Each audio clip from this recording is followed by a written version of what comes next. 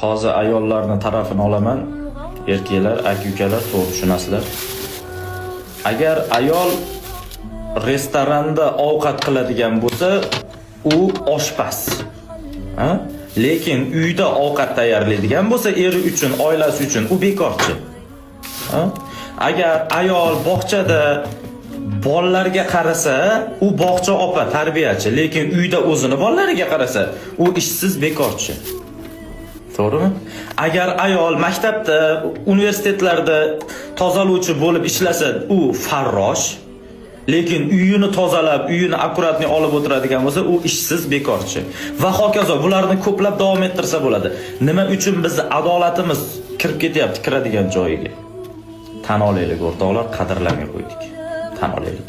Video to'g'ri degan like bosing, obuna bo'ling, videoni stories qilib qo'ying, ko'rib qo'yishsin, bilib qo'yishsin.